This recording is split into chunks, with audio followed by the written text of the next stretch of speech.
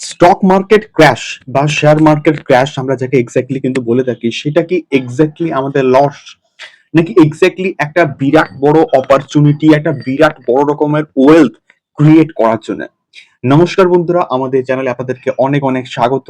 এখন আমরা এই ভিডিওর মধ্যে খুবই গুরুত্বপূর্ণ একটা বিষয়কে নিয়ে কিন্তু ডিসকাশন করব। প্রচন্ড ইম্পর্টেন্ট একটা ইস্যু।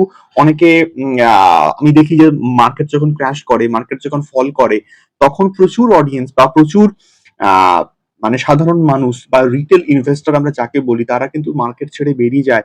স্টক মার্কেটে আর ইনভেস্টেড থাকে না। মার্কেটে বলে মার্কেট ভুলভাল জিনিস, স্টক মার্কেট ভালো না, মার্কেটে থেকে আমরা রিটার্ন পাই না, এই রকম স্টেটমেন্ট বা এই রকম বক্তব্য অনেকের মুখে আমরা কিন্তু শুনতে পাই। তো আজকের আমি এই ভিডিওর মধ্যে কিছু হিস্টোরিক্যাল ডেটা তোমাদের সঙ্গে শেয়ার করব, যে ডেটাগুলো তোমরা যখন শুনবে এবং দেখবে, সেগুলো আহ দেখার পর এবং শোনার পর তোমাদের এটা তোমরা মানে ভাবতে বাধ্য হবে যে আমরা কেন তখন ইনভেস্টেড ছিলাম না বা থাকিনি কেন, বা তখন ইনভেস্টেড থাকলে এখনো অবধি আমরা হয়তো লং টার্মে আরো অনেক বেশি পরিমাণে হয়তো বা ওয়েলথ ক্রিয়েট করতে পারতাম।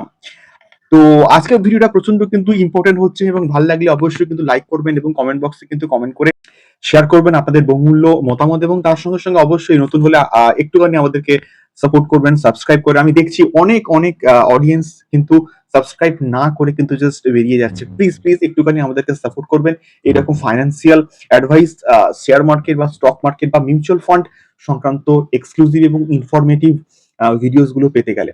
তো দেখুন, বিষয়টা হচ্ছে মার্কেট যখন আছে, মার্কেট মানে শেয়ার মার্কেট যখন আছে, তখন কিন্তু সেটা ক্র্যাশ করবে। সেটা ক্র্যাশ করবে এবং সেটা কোথাও গিয়ে আরো একবার রিকভার করবে। এটা মার্কেটের নেচার, মার্কেটের ধর্ম। এটা ইতিহাসও কিন্তু কোথাও গিয়ে সাক্ষী বলছে, এবং রিসেন্ট টাইমে আমরা কিন্তু কোথাও গিয়ে দেখেছি। তো রিসেন্টলি যে আপডেটটা আমি দেবো সেটা হচ্ছে গিয়ে সেপ্টেম্বর মাস থেকে টানা মার্চ মাস অব্দি, বা আমি বলবো যে ফেব্রুয়ারি মাস অব্দি কিন্তু টানা মার্কেট কিন্তু পড়ে গেছে। মার্কেটে কিন্তু ফল করেছে, কিন্তু ক্র্যাশ হয়নি। তো এটাকে অনেকে ক্র্যাশ বললে কিন্তু ব্যাখ্যা দেয়, but still it is not a market crash. Market crash মানে সেটা ভয়ঙ্কর ব্যাপার। আপ টু মানে 20% এর উপরে মার্কেট যদি যায়, বা 25% এর উপরে মার্কেট পড়লে, তখন আমরা কিন্তু তাকে ক্র্যাশ বলি। দেন তাহলে ভিডিওটার টপিকে কিন্তু কোথাও গিয়ে আসা যাক। তো মার্কেট ক্র্যাশ সত্যি কি তাহলে বড় লস, নাকি একটা বিরাট বড় অপরচুনিটি? তো দেখুন, 2000 মানে আমি ফার্স্টে আসছি 1992 তে যখন হর্ষদ মেহতা যখন স্ক্যামটা হয়েছিল, তখন সেই মুহূর্তের কথা মনে আছে, যাকে নিয়ে অলরেডি কিন্তু একটা ওয়েব সিরিজ কিন্তু হয়েও গেছে। তো হর্ষদ মেহতা যে স্ক্যামটা হয়েছিল, সেই স্ক্যামের সময় মার্কেট কিন্তু হিউজ হিউজ লেভেলে কিন্তু ক্র্যাশ করেছিল। কিন্তু প্রায় 43% কিন্তু কোথাও গিয়ে ক্র্যাশ করেছিল ওই সময়টাতে। 1992 তে 43% ক্যাশ, মানে জাস্ট বুঝতে পারছো কিরকম ভাবে মার্কেট পড়ে গেছিল ইন জাস্ট 4 মান্থস। 4 মাসের মধ্যে মার্কেট কিন্তু প্রায় 43%, অর্থাৎ সেন্সেক্স কিন্তু প্রায় প্রায় আমি বলছি যে 43%-এর কাছাকাছি কিন্তু কোথাও গিয়ে মার্কেট পড়ে গেছিল। তো সেই মার্কেটটা যে 43% পড়ে গেছিল, সেটা কিন্তু রিকভার হয়ে গেছে প্রায় 18 মান্থসে। প্রায় 1.5 বছর ধরে কিন্তু সেই মার্কেটটা রিকভারি কিন্তু হয়ে গেছে, মানে 43% ক্র্যাশটা রিকভার হয়ে গেছে। এবং তারপরে তো মার্কেটে একটা বিগ র্যালি তো কিন্তু কোথাও গিয়ে এসেছিল। দ্বিতীয়ত দ্বিতীয়ত আরেকটা ডেটা একটুখানি শেয়ার করি। 2000 সালে কিন্তু আরো একবার কিন্তু মার্কেট ভয়ানক ভাবে কিন্তু ক্র্যাশ করেছিল। প্রায় হচ্ছে গিয়ে 19 মান্থস, প্রায় 19 মাস ধরে কিন্তু কিন্তু কোথাও কি মার্কেট পড়েছিল প্রায় 56%, মানে 50%-এর উপরে কিন্তু মার্কেট কিন্তু কোথাও কি পড়ে গেছিল। তো 50%-এর উপরে যখন মার্কেট পড়ে গেছিল, তো সেই মোমেন্টে অনেকে নিশ্চয়ই মার্কেটে থেকে জাস্ট বেরিয়ে গেছিল, মার্কেটকে ভয় পেয়ে কি হচ্ছে না হচ্ছে, এত পার্সেন্ট আমাদের টাকা বেরিয়ে গেছে। তো সেইটা কিন্তু কোথাও গিয়ে অনেকে ভয় পেয়ে কিন্তু বেরিয়ে গেছিল। তো সেইটা আগামী 3 বছরের মধ্যে কিন্তু রিকভার হয়ে গেছে। মানে আগামী 3 বছর, মানে 2003 সালের মধ্যে কিন্তু মার্কেটটা রিকভারি হয়ে গেছিল। মানে সেই 56%টা কিন্তু কোথাও গিয়ে রিকভার হয়ে গেছিল। এবারে আসি 2008 সালের কথা, যে অর্থনৈতিক মন্দা বা যে ফাইন্যান্সিয়াল ক্রাইসিস যে এসেছিল, ওই সময়টাতে প্রায় 60% ক্র্যাশ করেছিল মার্কেট। তাও আবার 14 মাস ধরে, 14 মাস ধরে 60% কিন্তু ক্র্যাশ করেছিল। এবং সেই 60% ক্র্যাশ করে তাকে রিকভারি করেছে আহ, মানে কত সময়ের মধ্যে, সেটা কিন্তু প্রায় 18 মান্থস। 18 মাসের মধ্যে কিন্তু সেটা কোথাও গিয়ে রিকভার হয়ে গেছে। তো 18 মাসের মধ্যে রিকভার হয়ে গেছে মাত্র 60% ক্র্যাশ।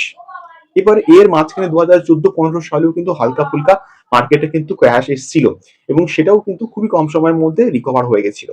তো এবারে আসি আমাদের জ্ঞানত 2007-8 সালে হয়তো আমরা শেয়ার মার্কেট সম্বন্ধে অতটাও আমাদের নলেজ ছিল না বা জানতাম না।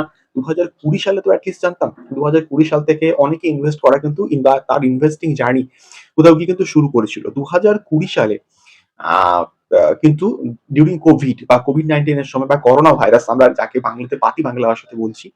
তো সেই সময়টাতে মার্কেট কিন্তু প্রায় 35% এর কাছাকাছি কিন্তু মার্কেট ক্র্যাশ করেছিল। ইন 1 মান্থ ১ থেকে ১ মাস ১০-১৫ দিনের মধ্যে কিন্তু মার্কেট প্রায় 35% এর কাছাকাছি কিন্তু মার্কেট ক্র্যাশ করেছিল। তো সেক্ষেত্রে সেই মার্কেটটা রিকভার করেছে প্রায় ৮ থেকে ৯ মাসের মধ্যে।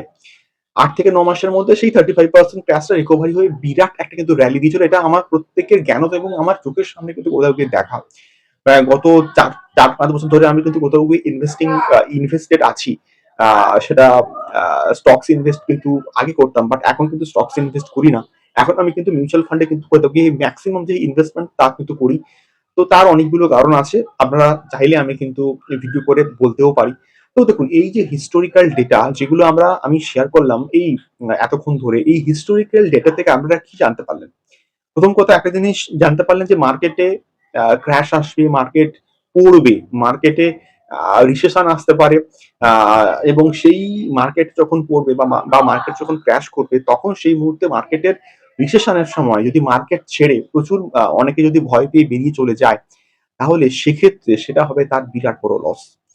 তাহলে আমরা কারণ দেখেছি মার্কেট যখনই ক্র্যাশ করেছে বা মার্কেট যখনই পড়েছে, তার কিছুদিনের মধ্যে হয়তো একটুখানি টাইম লেগেছে ৫ মাস, ৬ মাস, ৭ মাস, ১ বছর, ১.৫ বছর, ২ বছর। মার্কেট কিন্তু সেই ক্র্যাশিং জোন থেকে কামব্যাক করে ফিরে একটা ভালো প্রফিটেবল জোনে কিন্তু মার্কেট চলে এসেছে বা মার্কেট রিটার্ন দিয়ে দিয়েছে। এটা আমি হিস্টোরিক্যাল যে ডেটা গুলো সেইগুলো থেকে আমি কিন্তু ক্লিয়ারলি বললাম। এবং এটা শুধুমাত্র আমাদের ভারতীয় শেয়ার বাজার বা ইন্ডিয়ান স্টক মার্কেট বা ইন্ডিয়ান শেয়ার মার্কেটের ক্ষেত্রে কিন্তু প্রযোজ্য নয়। এটা ওভারঅল গ্লোবাল মার্কেটের ক্ষেত্রেও আমি কিন্তু বলছি। যে মার্কেটে ক্র্যাশ এসছে, মার্কেট সেটাকে রিকভার করে মার্কেট আবার কিন্তু পজিটিভ ভাইবস কিন্তু দিয়েছে। মার্কেট কিন্তু পজিটিভ একটা কিন্তু রিটার্ন দিয়েছে। তো সেই দিকটা থেকে ভাবলে আমাদের কি করণীয়? আমাদেরকে যদি মার্কেট থেকে ভালো রিটার্ন পেতে হয় বা রিটার্ন গেইন করতে বা ওয়েলথ ক্রিয়েট করতে হয় মার্কেটে কি থাকতে হবে? মার্কেটে ইনভেস্টেড থাকতে হবে এবং শর্ট টার্মের ইনভেস্টমেন্ট প্ল্যানিং থেকে বিরত থাকতে হবে। শর্ট টার্মের ইনভেস্টমেন্ট করলে হয়তো আপনারা যখন ইনভেস্ট করলেন তখন হয়তো মার্কেট একদম বুল ফেজে আছে। এবং সেখান থেকে বিয়ার ফেজে আসার কথা। তো সেক্ষেত্রে সেই পার্টিকুলার সময় থেকে যদি আপনারা ইনভেস্টমেন্ট করেন শর্ট টার্মে তখন দেখবেন যে মার্কেট তো পড়ে যাচ্ছে। আমাদের লস হচ্ছে তখন কিন্তু মার্কেট থেকে আপনারা কিন্তু নেগেটিভ মানে আ লস বুক করে কিন্তু আপনারা বেরিয়ে যাবেন। তখন মার্কেট সম্পর্কে আপনাদের একটা খারাপ কোথাও গিয়ে ধারণা কিন্তু তৈরি হবে এবং আমি বলব যে মার্কেট ক্র্যাশ মানে হচ্ছে বিরাট বড় একটা অপরচুনিটি। মার্কেট ক্র্যাশ মানে একটা বিরাট বড় সুযোগ ওয়েলথ ক্রিয়েট করার জন্য। মার্কেট ক্র্যাশ মানে করা মানে আমাদের সবথেকে সহজ উপায় বা সবথেকে ভালো সময় এভারেজ আউট করার জন্য সেটা যেকোনো স্টকের ক্ষেত্রে হোক, সেটা যেকোনো মিউচুয়াল ফান্ডের ক্ষেত্রে হোক, যে কারোর ক্ষেত্রে আমি ইন্ডিভিজুয়াল প্রত্যেকটা সেক্টরের ক্ষেত্রে কিন্তু বলছি। সেটা যেকোনো সেক্টরের ক্ষেত্রে কিন্তু হোক না সেটা হতে পারে। তো সেক্ষেত্রে উম আ কোথাও কি আমার এটা মনে হয় বা আমার ব্যক্তিগত মতামত যে মার্কেট ক্র্যাশ মানে কিন্তু লস নয়। মার্কেট ক্র্যাশ মানে একটা বিরাট বড় অপরচুনিটি। বিরাট বড় অপরচুনিটি ভালো প্রফিট বুক করার, ভালো ওয়েলথ ক্রিয়েট করার, ভালো রিটার্ন গেইন করার। তো আ সবসময় এটাকে মাথায় রাখতে হবে যে আমরা শর্ট টার্মে ইনভেস্টমেন্ট প্ল্যানিং করব না। আমরা লং টার্মে কিন্তু ইনভেস্টমেন্ট প্ল্যানিংটা করব। এটাই বেসিক্যালি কিন্তু এই ভিডিওর বক্তব্য ছিল। তো সেটা শেয়ার মার্কেট হোক, সেটা স্টক সেটা মিউচুয়াল ফান্ড হোক, যেকোনো জায়গায় ইনভেস্টিং করার ক্ষেত্রে অবভিয়াসলি আপনারা আপনাদের ফাইন্যান্সিয়াল অ্যাডভাইজার থেকে অ্যাডভাইস নেবেন। তারপরে কিন্তু প্রত্যেকটা ইনভেস্টমেন্ট করবেন সেটা স্টক মার্কেট হোক বা সেটা মিউচুয়াল ফান্ড হোক যেকোনো সেক্টর হোক না কেন এবং this video is only for educational purpose. দেখা হচ্ছে পরবর্তী ভিডিওতে।